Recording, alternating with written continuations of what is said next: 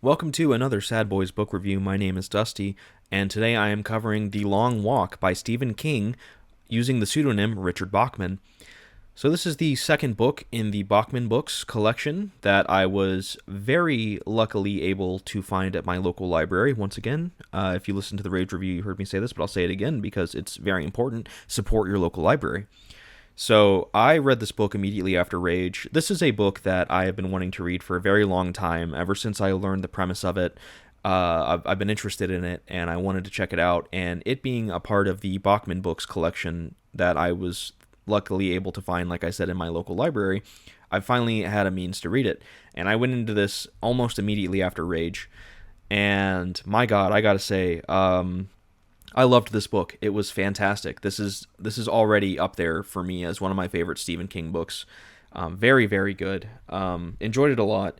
The general premise of it is in this somewhat dystopian society. It's a mirror of our modern society. I don't know what year it takes place in. I want to say it's probably either in the 70s or 80s, but America has kind of evolved and really devolved into this somewhat dystopian society. It's still mostly kind of similar to what you would expect life to be like 30, 40 years ago. But the difference is every year they have this, I'm going to call it a competition, but I don't really feel like that is an apt way of putting it for, once you realize what it really is. And it is 100 boys between ages, I think it's 12 and 18. You can sign up for it.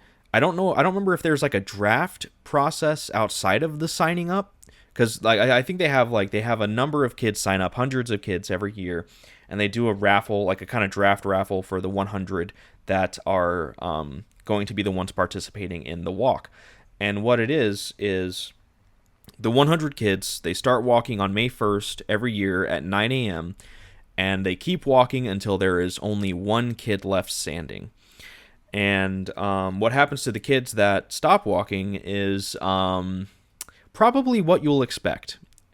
And yeah, so we follow Raymond Garrity, who is number 47 in this long walk, and it's about him and the people that he meets, the kids on this walk along with him as they walk, believe it or not.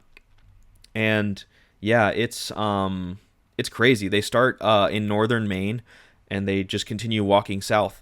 And I think at one point one of the characters says the record distance for walking didn't quite make it to Boston, but made it into Massachusetts. Just to give you some context just for how long this thing can last. And like I said, you cannot stop. You are walking nonstop. You have to have a minimum pace of 4 miles an hour at all times. If you drop under 4 miles an hour, you get a warning. And every about 30 seconds or so, you'll get another warning. And the fourth warning is you'll get what is called a ticket. And that is when you are disqualified from the long walk. So it's about 2 minutes between your first stop and your ticket. And every hour since one of your warnings, that warning will get washed away. So if you have 3 warnings after 3 hours, you're back down to 0 warnings. And so yeah, so it follows these kids as they walk, and yeah, it's just as I said in my Rage one of my favorite things about Stephen King is his character writing, and I do think that this is in my opinion some of his best that I've read at this point. It's just really really great and interesting characters, and how they deal with the different situations they come upon in what is ostensibly just them walking. It's very interesting, and on the surface you think it's a book that's just about kids walking for days at a time. How is that interesting? It is the characters that drive the plot, and that's what makes it so engaging. And yeah, like I said, this is some of my favorite character writing that I've read in Stephen King so far. So very, very good book. I enjoyed it quite a bit. It definitely does feel like it is more than just kids walking when you kind of look at it at a more global view. Trying to look at it a little more metaphorically. And I do think there is a lot you can glean from it. looking at it more than just kids walking. Um, I don't want to go too deep into the weeds about it, but I definitely could see you looking at the walk itself as a metaphor of life itself, and as different kids get disqualified, they get their tickets. It's just another. It's a metaphor of the relationships that you make throughout your life, and as they either as someone dies or as your relationships kind of become estranged, and eventually you don't talk to people anymore. It's just kind of, maybe like I said, maybe I'm getting in the weeds a little bit, but I do think that this book does create an interesting metaphor of the walk of life itself. Without going too deep into plot details, it definitely it didn't go where I thought it would, which is a good thing. And man, the ending really just kind of left me wondering. I had to think about it for a little while. On the surface, it's pretty straightforward, but I feel like if you really kind of dig into it, there's a lot of thought to be had about it as to what it means for the characters and for the winner of the long walk. And yeah, it's, there's a lot of really good world building in what, like I said, it seems like a very simple premise. So I think Stephen King did a great job expanding upon this world that we only really see one strip of road of. We see how society reacts to the walk. We see how each of these kids, how they feel about the walk when they start, and how they feel about the walk as they go.